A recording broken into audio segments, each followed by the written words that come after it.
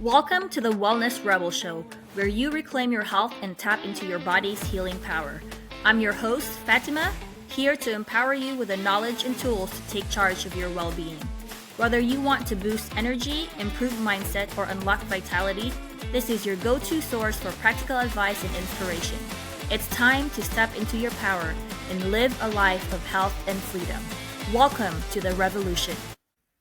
Welcome back to the Wellness Rebel Show. Today I have Dr. Katie Wood. She's an integrative fertility consultant and the host of Rising into Mindful Motherhood. Welcome, Dr. Katie.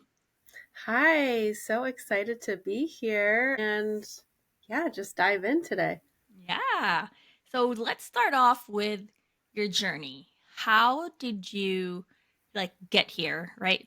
Everyone has a journey. Why did they decide to do what they're doing right now? So why don't you share about that?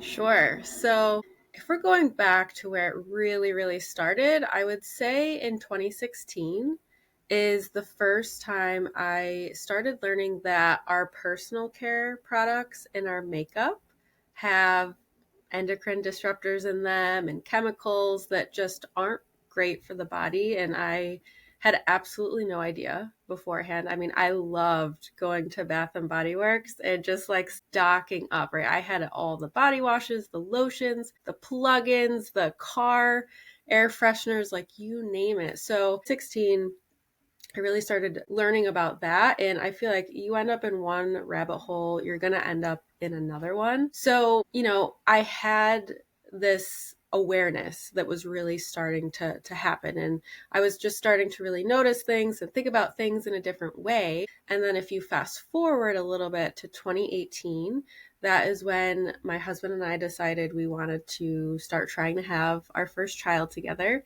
And I was coming off of 13 years of birth control, which is a long time, like when I look back and think about that.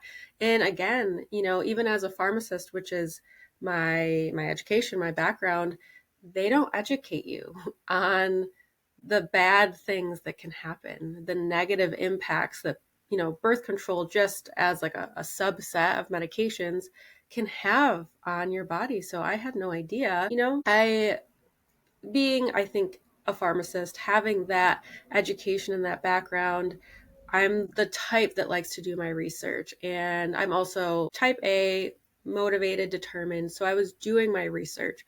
What can I do to get pregnant? Because it wasn't happening right away. And when I was going to my OB asking for help, she was basically like, "You're healthy. Just keep trying," Didn't do any labs. We didn't talk about nutrition, lifestyle, nothing. And that was just really frustrating. And I mean, even just getting into the mindset mentality about it, I was just very much in my masculine and all of these things, just so many different avenues that needed to be looked at and healed. But I appreciate my fertility journey so much for what it is, because it was the first time in my life where forward action and doing did not yield expected results, right? In school, in work life, you work hard, you do the thing, and then you excel, right? You get that college diploma, you get that house, whatever it is. But fertility was just not working for me in that way. And I'm so grateful for that, because I kind of feel like that was almost my second awakening, deepening that awareness that I had. And we did end up conceiving naturally 10 months into the journey, after working with an acupuncturist and doing traditional Chinese medicine. I think that was the first time where it was more of a mind, body, spirit healing. Whereas back in 2016, it was still very like intellectual learning, like, oh, this is bad for me, I'm going to replace it with this. Whereas I'm on a completely different frequency and like spectrum of where I was prior to 2016. So then you go into, the pregnancy and all that, just doing my research on that, switching to a home birth, becoming a mother. As you know, right? Our children are our greatest teachers. And I have just developed so much personally.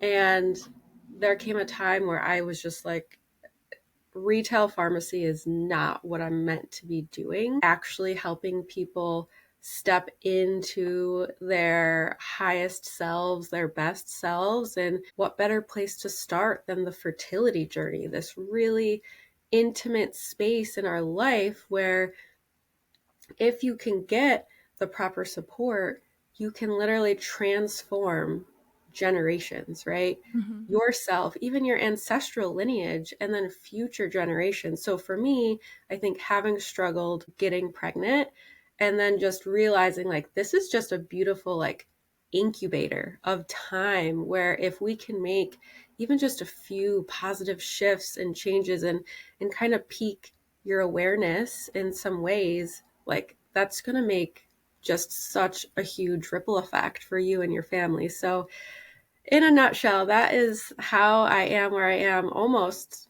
10 years later, which is kind of crazy to think about it in that way. Right. It goes fast. It goes fast. But that is such an incredible journey. And now you're helping others, get pregnant naturally, or, like seek out that natural healing and natural possibility of getting pregnant before, you know, doing the IVF or the IUI, which I know sometimes is really needed, Mm-hmm. but I don't like it. I don't love that when for like the OBGYN would automatically say, "Oh, that's your only choice," without Yes. addressing lifestyle and Mm-hmm. nutrition and you know the other things that you can do first to make sure that you don't actually need all the injections and all that, you know, fake hormones, right? Those are fake hormones. Absolutely. To that point, there was a post the other day because I'm in a lot of fertility groups, and someone posted about her husband's semen analysis, and it was pretty bad, and what others have done, and just the comments of all of these women saying, "Oh yeah, my husband had low sperm. We did IUI, IVF. There's like different protocols for IVF, all of these things," and I'm just like on the other side, like, "Oh my gosh." Did any of you do anything to Yes. look into this? This is not normal. This is not normal. This is really an attack on the future of society, of the world, of our country. I just feel like people are just la la la, like I'm just gonna go do IUI or IVF and listen to what my doctor is saying. And like you said, IUI and IVF are great. I have a nephew who was born from IVF, but it's still, we're missing the point. I Mhm. feel like there Yeah. is just this really really big piece that to me is this huge red flag, like something is not right. But again, it comes down to that awareness piece. We Yeah. are not all on the same levels of awareness, and I think with COVID a lot more people are aware and awake than there were before, but it still breaks my heart to just, seeing people being guided to, well, my body's broken, so I'm just going to go Yeah. do this. And then if they want to have kids in the future, most likely they're going to have to do the same thing because they never addressed what was happening in the first place. Yeah. Yeah. It's almost like a lot of a lot of humans have become so detached or removed from their intuition Mm. that they're giving up their power to the person in the white coat, like, oh, they know everything. I don't. My body's broken. This is the only solution. And so they think that really that's only, and because it's becoming more and more common, that more people think that it's normal, that it's what's going on. Mm-hmm. Yeah. So, and, let's touch on secondary infertility, because I also see a lot of women, they post in the crunchy groups and the non-toxic groups, and then like you said, some comments are always like, oh yeah, it's normal for you to have a harder time getting pregnant even if you had an easy like got pregnant easily on the first time, like all these things, like people like or what is it, the misconceptions, like Mm-hmm. that they think it's normal for it to happen. Like, why do you think more and more parents or couples are d- experiencing secondary infertility? Mm-hmm. If I had to really just take a guess here and share my personal thoughts on it, I think that so many of us are going into pregnancy and parenthood already depleted. We are already depleted in so many ways, right? On a spiritual level, on a mental level, emotional, physical level, on an energetic level. We are so depleted. And even just talking about the soil in America these days, like if you're not even organic, it's not the same nutrition that our ancestors got. So if you're eating conventional, maybe organic, you know, your body, right? You're an expert on minerals. Like our bodies just aren't in this health, like level of health and vitality that maybe our ancestors were from the soil. We're not tending to the soil in the same way that we used to and that we should. I mean, there are regenerative farms and things like that, but you have to search them out, or you have to pay for a subscription to get that type of quality meat and produce and things like that. So I think on a nutritional level, we are very much depleted. We do more research and planning into the baby shower, into the nursery, than we do about how can I nourish my body and my baby to the best of my ability, ideally before you get pregnant, but definitely when you are pregnant. Like that is so important. The your level of health before and while you're pregnant can determine so many factors for your child's future health and well-being, like even just asthma and allergies and eczema and the risk of type 2 diabetes. That is all falling on you. And of course, you kind of ended up in a bucket with whatever your parents had, kind of gave you, passing down to you as well. So that's just on a nutritional level. But, a lot of us didn't grow up learning how to be with our emotions, process our emotions. We're very numb in that sense. And with social media, right? Having our phones in front of our face, it's just, I feel like we're just depleted in so many ways. Like I'm guilty of it too, where I'm on my phone way too much, but I can feel it. Like I can feel like, oh my gosh, I need to just throw this out the window because my brain is like tingling over here because I've been staring at this screen. And our parents didn't have that. So I think we're not taking care of ourselves as intentionally as we should be going into pregnancy. And then there's the birth, there's postpartum. You would probably know the statistic better than me, but I think it like takes a couple of years to even like that Yeah. status. And that's even if you had a good status to begin with, right? Right. Yeah. And some people aren't spacing their pregnancies out, right? They're getting pregnant right after they had another baby. So your body hasn't even had a chance to catch up. I mean, that's obviously not secondary infertility if you're getting pregnant right away, but it's a toll. It takes a toll on our bodies. Having children as women, it really, really does, especially if you're breastfeeding as well. Just Yeah. nourishing yourself in the postpartum phase is so, so important. I remember I had lost quite a bit of blood after I had my daughter, and I can't remember what the level was, but my hemoglobin was like 6 or 8 or something like that. And, my husband was making me very nourishing stews with grass fed meats and things like that. So, focusing on that. I had some sort of organ supplement at that point. I was also taking, it might have been chlorophyll, I think. And in just a few days, my iron status was back up to normal. And it's just intentionally focusing on how we can nourish our bodies. And I don't know if anyone is familiar with Lily Nichols, but she has a couple of books, Real Food for Pregnancy, and she goes into different how do I want to say this? Oh my gosh, the word's not coming to me, but like different communities and how like ancient communities that are still, in existence to this day and how they practice that postpartum phase. Some of them, like, they don't even let the mothers do anything for 2 months and Mm-hmm. things like that. And the mother is being cared for just as much as the baby. And we don't do that here in America. Yeah. We give you 6 weeks and then you got to go back to work. And, Right. like, it's wild. So I think there's a lot of factors at play for secondary infertility, but being nutritionally depleted, especially. Yeah. Yeah. And I agree with that. I loved it when my midwife, after my third, we lived in a 2-story home, and they told me, they're like, you can't go up and down the stairs for, I forgot how long, and then they made sure to tell my husband. So like, my husband was bringing me meals in the room, like he really followed, you know, Oh, she yeah. might fall down the stairs, So I'm like, oh, this is nice.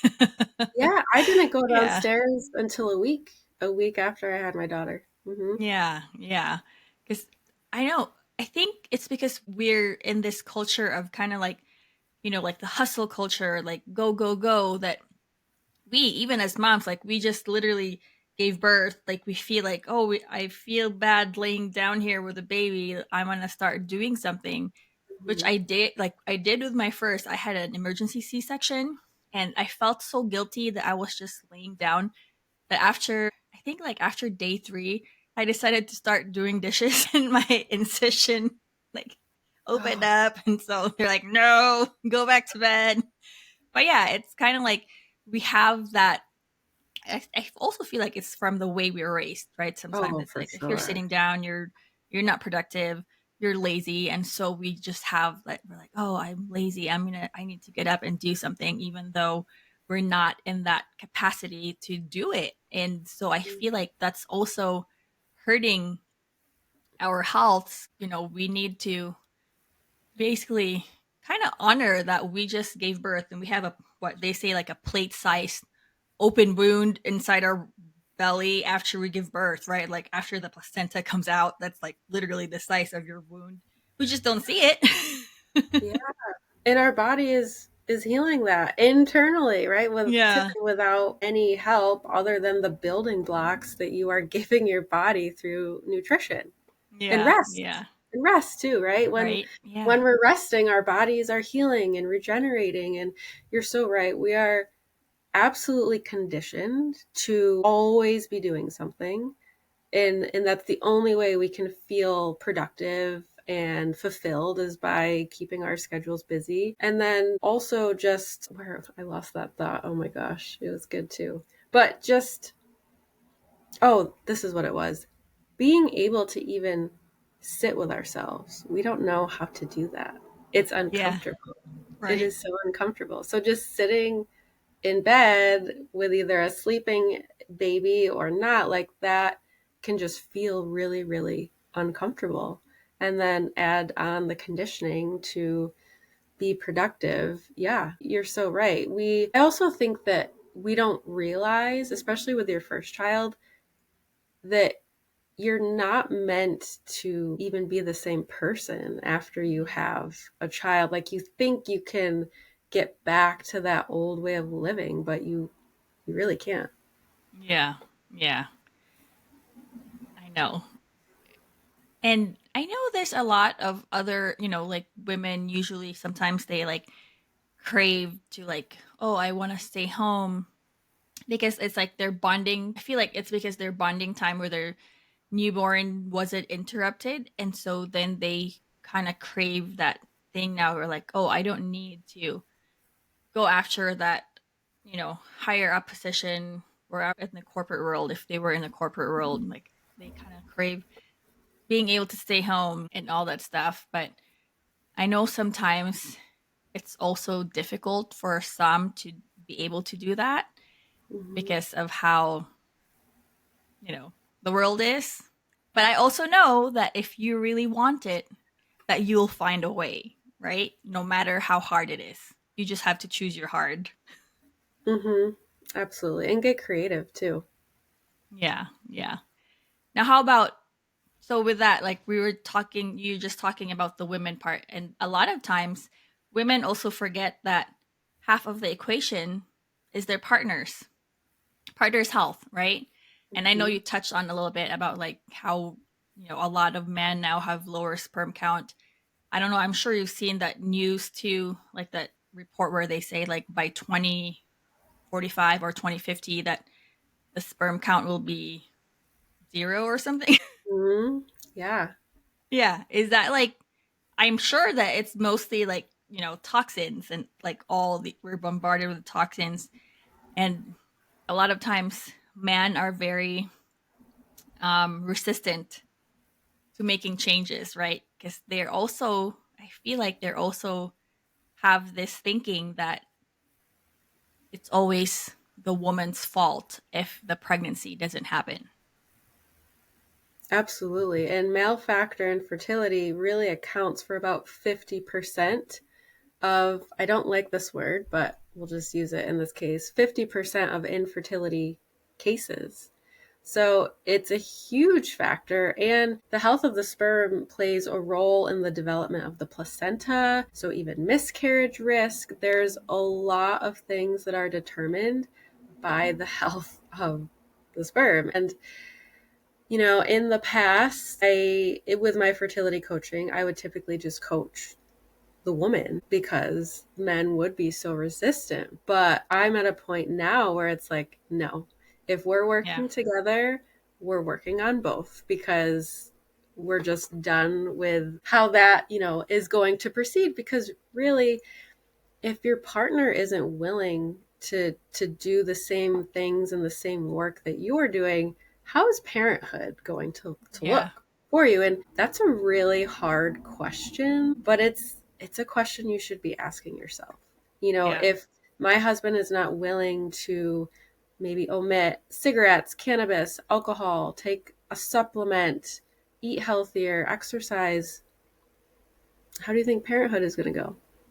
Yeah. It's hard, but it's something that you should really think about. And I have found that my clients that have a very mutual and supportive relationship among the male and the female, they're the ones that have the most success out of anyone else. Because when it's just the woman doing the brunt of the work, it's going to be harder, especially if the male does have sperm issues, which a lot of times doctors won't even test for that until Yeah. a year or more has gone by. Like, you just, I don't want to say waste, but a year of tears and upset and overwhelm and frustration has just gone by, and you haven't even tested your partner's sperm yet. It's Right. wild. So yes, get your partners on board. You got to have those tough conversations and discuss with them that, hey, you are 50% of the equation. I can't make a baby without you, outside of IVF and things like that. And you play a very pivotal role in the health of the pregnancy of our baby. So we need to get everybody on board for sure. Yeah. Yeah. And definitely sometimes that's kind of what's the missing piece too, is like having those hard and uncomfortable conversations with your partner. Because even, I've had other guests and we talk about healing, and we talk about how sometimes the very thing that's blocking you from actually really healing or like going over a hump is maybe a toxic relationship that you don't want to deal with. Like, but I'm not here to be like, oh, you need to divorce your partner, right? It's not that. Like, there's other ways to deal with, like a stressful or toxic relationship. But of course, if it's very bad, it might be in someone's best interest to leave that relationship and start over. But we're so almost like we're so scared of like starting over that Mhm. you're kind of like staying in that same hard rock that got you where you are, and then you're expecting a different result, Mhm. but that hard rock is causing you constant stress. Then like you mentioned, when your body's not resting, it's never gonna heal. Oh, yeah. I've had a couple of guests on my podcast, and both of them struggled to get pregnant. Then they realized, actually, maybe it was three guests now that I think about it, left that partner, found someone that they really felt they were meant to be with, and all three of them have children now. So you Yeah. are right. I mean, there that could be a block, and it's hard and it is scary, and our subconscious minds like to keep us in the safe and the familiar. So Yeah. it's understandable that the idea of leaving someone, especially if you've been together for a while, is really, really scary. But sometimes I think we do have to ask ourselves those really, really hard questions. Is Yeah. this someone that I want to parent and raise children with based on how they're showing up or not showing up in this fertility season? Or maybe you've had other things come up before fertility was even on the table, too. Yeah. Yeah. I know. Relationships, it's work. And I remember when I was younger, I used to have that thinking like, oh, I've been with this guy for X number of years. Oh, he's cheating. Well, I'm sure he'll change because I don't want to start over. Like the things that we tell ourselves are crazy, Mm-hmm. right? Even though we know that it's like, we know that we shouldn't be there, but then you're like, nah. It's like you said, our brains are meant, they're there to keep us safe, even though we're struggling, even though we're suffering. They're like, it's what they know that is safe and what's familiar. And then it's going to keep you there. And so it really takes like mindset work almost, right? Like that mindset shift to be able to get out of that. I don't even know if I like a funk or whatever you call it. Yeah, and it's the intuition too, right? Hmm. We all get hits from our intuition, but how connected are you to it? And do you actually take action upon those little intuitive hits as well? Yeah. Yeah. So have you ever worked with anyone, let's say in the beginning, the first, let's say in the beginning of their journey, they decided to do IVF. And then on their second, or, after that, like they want to address like the root or, like the lifestyle changes and stuff. Have you had clients who decide to do that and have had success even though they've done IVF before? Mm-hmm. Ooh, let me think about that. I feel like the majority of my clients have been naturally trying to Okay. conceive. I'm just trying to remember everybody's history. There may be someone in there. Yeah, there's got to be someone in there who at least, I just can't pinpoint, who at least tried IUI Mm-hmm. and then, yeah, try a couple of cycles, fail, and then realize, well, my next step is IVF. Or maybe if you tried and failed IVF, well, my next step is an egg donor or a sperm donor, and I don't want to do that.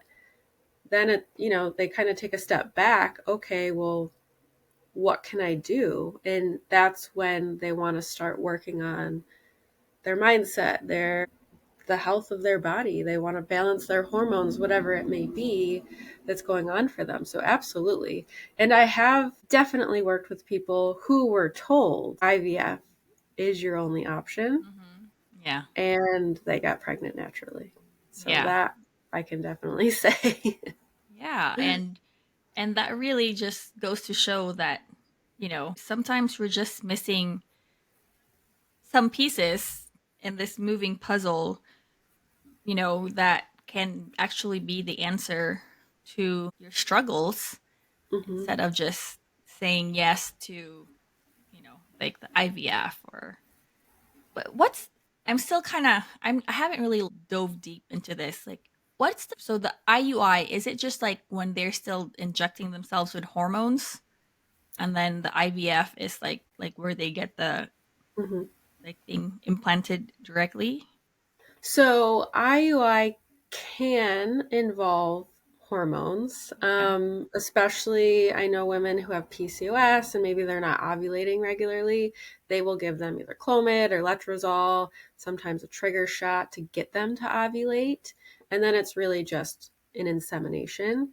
Although I do Okay. know some people who are just naturally tracking their cycle, and when it's their fertile window, then they'll do the insemination. So you can do IUI without meds as well.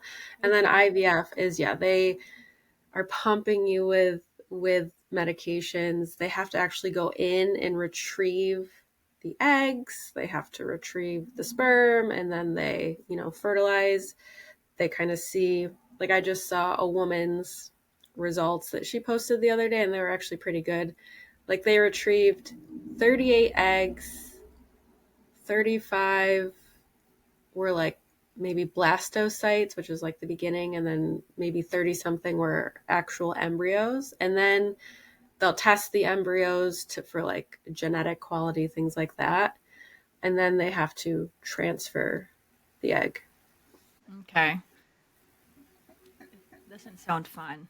There's a lot to it. And I've spoken with some women who aren't even close to a fertility clinic, so they've had to travel hours to stay there, hotel Yeah. visits, so many things. And even if it is a clinic that's, close enough to your house for you to commute, missing work, like there are lots of appointments to really track what is going on for you at so many stages. It is, I mean, it's almost even comparable to like getting chemotherapy, really. Like you're just constantly having to be monitored and doing all of these things to Yeah.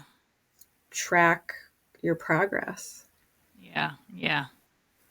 It's crazy. Let's talk about fragrance.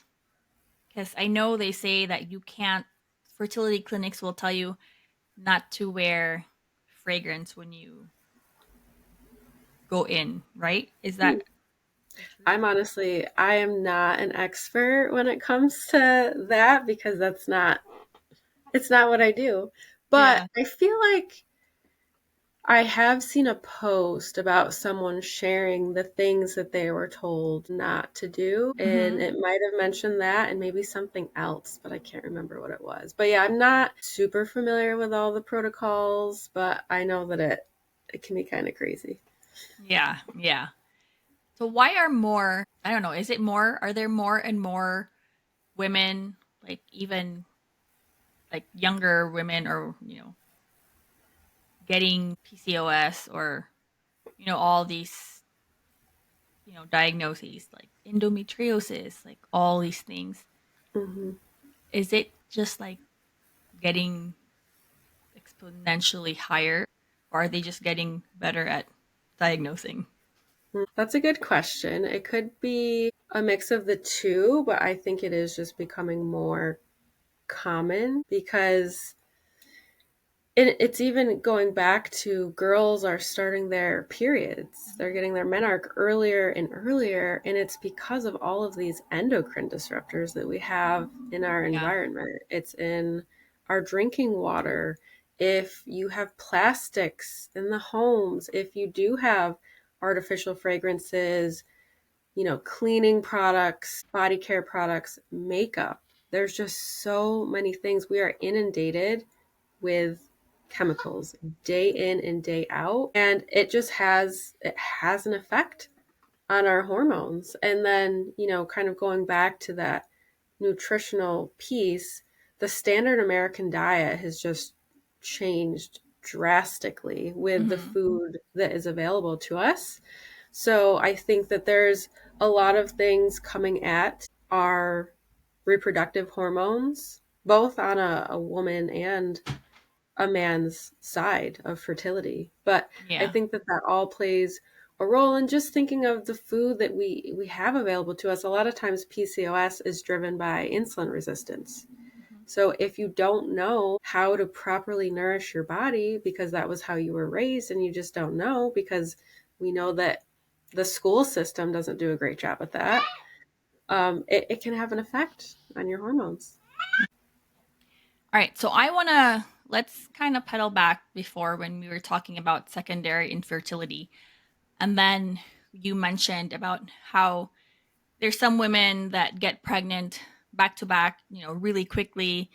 And so I'm wondering now, because I know they say, right, like having your period is, or, having a period or getting pregnant easily is a sign of health. But is that normal for, let's say you're breastfeeding exclusively and then your period comes back within 2 or 3 months postpartum? Is that kind of like normal? Is that a sign of hormonal imbalance? Like, what Mhm. does that indicate? I don't really know offhand what is considered normal, even if there is. I know that they speak to there's just a wide variation in terms of when people get their cycles back. I think there are factors that can be at play, and it's definitely breastfeeding, especially if you're exclusively breastfeeding. And I'm not really sure what the occurrence of someone starting to ovulate pretty quickly if they are exclusively breastfeeding, because the hormone prolactin is what is present when you are breastfeeding, and that's really supposed to dial down your estrogen and things like that. So, whether or not you're breastfeeding, I feel whether or not you are optimally nourishing yourself, and of course, there are times when someone who's probably not nourishing themselves truly, but their period is still coming back. I think levels of stress play a role as well. If you feel safe in your body, because I know sometimes having a child can be really triggering for some people, and it can be really hard, and it can put your body in a state of fight or flight instead of, activating the parasympathetic that we want to see. So I think that there's just a lot of factors that can play a role. I personally got mine just shy of 2 years postpartum. I was breastfeeding, I was pumping, and I feel like I had just dropped, maybe it was like an afternoon pump when I was back to work or something like that, or I can't remember what it was exactly. She had dropped either like a morning or a nighttime nurse, and then my body started getting my period back after that. So, and what was the other thing? I think also something that can play a part is, what were your cycles like before you got pregnant? So if Okay. your cycles were irregular, then most likely when your cycles come back, they're going to be irregular. Now, in my case, I was on birth control for 13 years, and then I tried for 10 months. So I only had a 10-month break for my body to kind of regulate itself. And then I went 2 years postpartum, right? Until it came back. And so hormones definitely play a huge role, but I think nutrition, are you breastfeeding, levels of stress, there's a lot of things. And I think just because you're ovulating, that is a good sign, but what does the whole cycle look like? Because just because you ovulate, it doesn't mean that it's an optimal ovulation, that it's a healthy egg, that it's going to, turn into a healthy, robust corpus luteum and all of those things. So just because maybe you start ovulating again at like 6 weeks postpartum, I feel like that's when they typically tell people you could start ovulating again. That doesn't mean that you want to conceive with Yeah. that egg. Right. Yeah. Yeah. And I know that a lot of people think that breastfeeding, just because you're exclusively breastfeeding, that it's like natural birth control. Oh, yeah. Because I know sometimes I hear of people that get pregnant postpartum while breastfeeding without Hmm. a period. Yep. Yeah, because you ovulate Yeah. and then you get your period. Yeah. Yeah, I actually had a guest on. She was a lactation consultant, and we had talked about that. And secondary infertility was one of the things. And one of the things she had mentioned was it could take the slightest shift. So one example she gave was, you're exclusively breastfeeding, but let's say you go on like a weekend getaway and maybe you miss a pumping session or there's a greater break in between those sessions.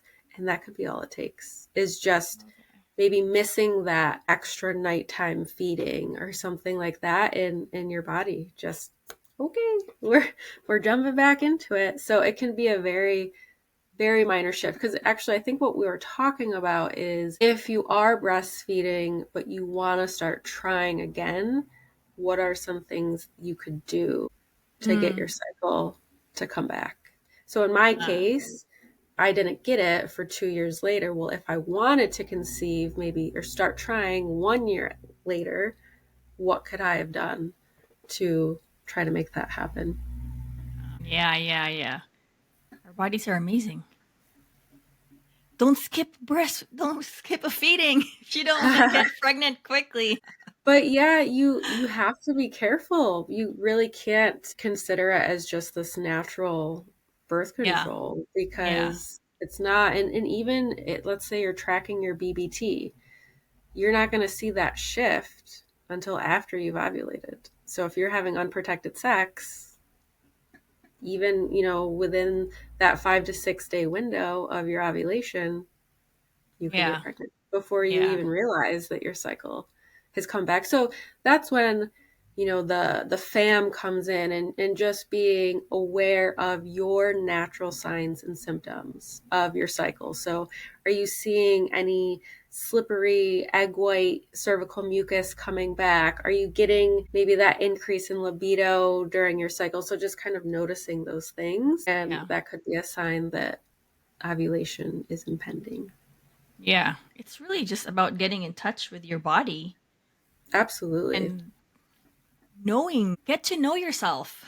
Hmm. Right?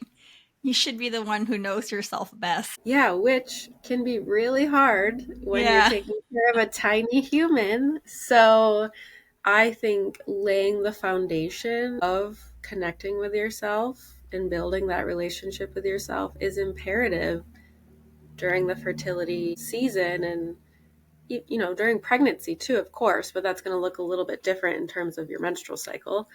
But yeah, getting to know yourself. And just kind of on like a side tangent, because I feel like I wanted to bring it up earlier when you had mentioned intuition, birth control. Man, I feel like birth control had cut me off from Hmm. my intuition for Yeah. sure. And just being cut off from your natural rhythm and the natural highs and lows of hormones that occur within your cycle. So being able to be in that space when you are trying to conceive a child. So if you're like me and you're on birth control for a really long time before you start trying again, that's why it's a really good idea to discontinue birth control minimum 3 months before you start Okay. trying. If not, 6, 9, 12 months before. Now, is there a specific detox you can do if you've been on birth control for a long time and to just kind of like give your body that reset Hmm. from all the synthetic hormones? Hmm.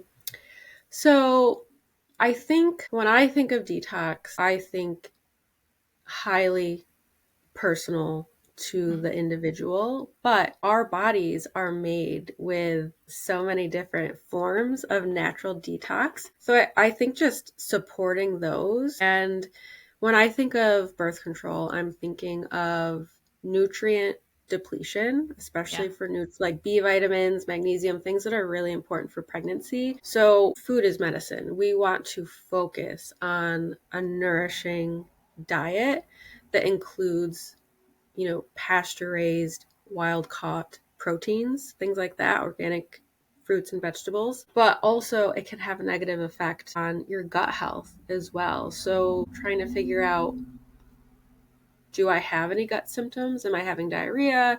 Am I constipated? Am I bloated? Am I gassy? And then maybe you have to do a little bit of digging there. But we also want to make sure that we are pooping every day, if not twice a day. And ideally, if you're focusing on whole food nutrition, that will come. But also, hydration is really important. But when I think of detox, pooping is the best way to eliminate excess estrogen in your body. And that's pretty much what the majority, I mean, there's a lot of different birth controls on the market these days, but if you're taking the pill, most likely you are getting some form of lab created estrogen. So we want to be able to detox. And if you're getting off of that, your hormones could be a little haywire. So yeah, focusing on nutrition, focusing on pooping every day, and if you can, sweat, a few times a week, whether that's through exercise or a sauna, things like that. And yeah, that's what I would focus on for someone who is coming off of birth control. Okay. Yeah, because no one ever, your OBGYN doesn't tell you that birth control depletes you of, nutrients and that it's giving you synthetic hormones. I never knew that I was having fake periods, Oh, while I sure. was on it. Like, it's like, we're just like, okay, it helps with period pain. Great. I'll take Yeah. it. Yeah. Oh, So we're just completely turning off our progesterone, which is our calm and carry on hormone, right? Like, no yeah. wonder people can have symptoms of like mood changes and agitation and irritation when you're on birth control. So many things. So many Yeah. things. Yeah. There needs to be more education so that women can have true informed consent if Hmm. they do want to take the birth control, right? A lot of people, though, they think that that's like the only answer to whatever they're struggling with.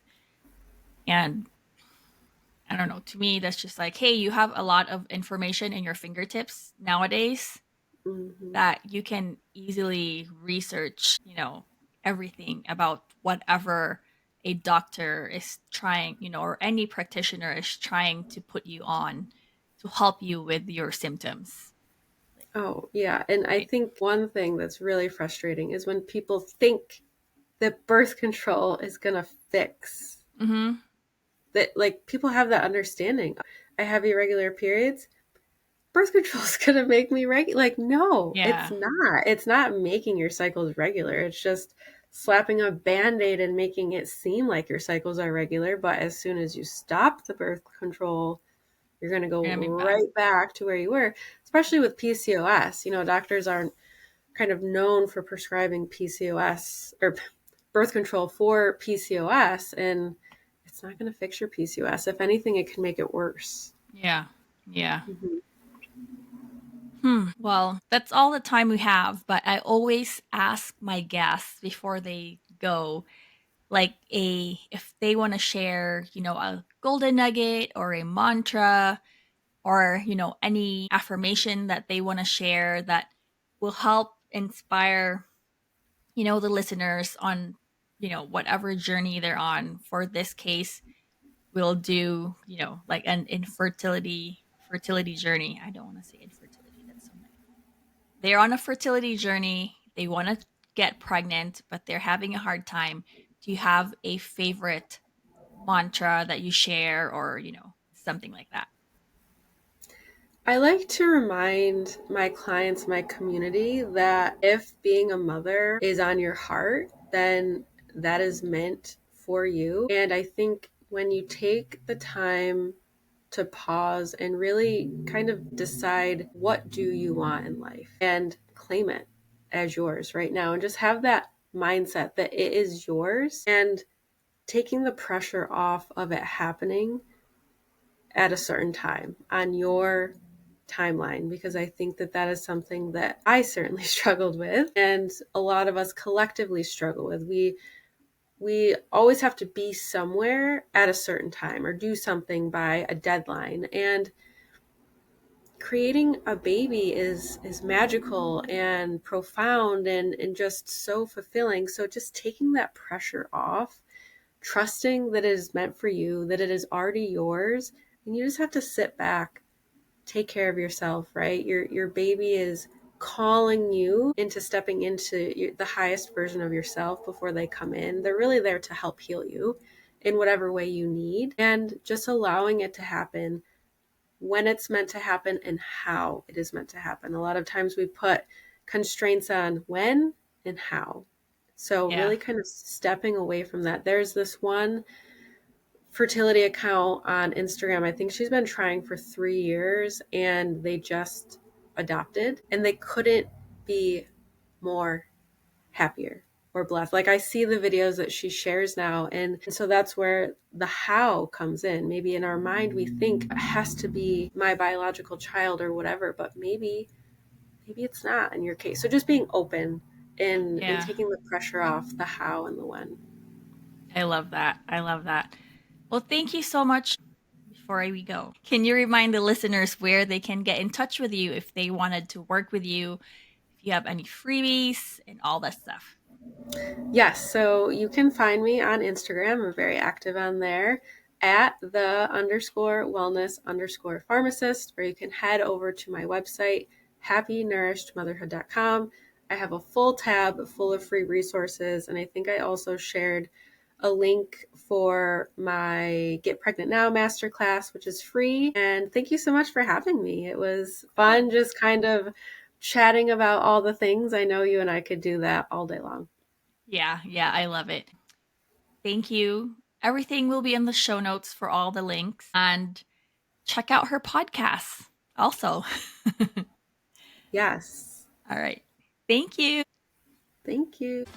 Thank you for listening. If you enjoyed this episode and you'd like to help support the podcast, please click the subscribe button, share it with others, post about it in social media, or leave a rating and review.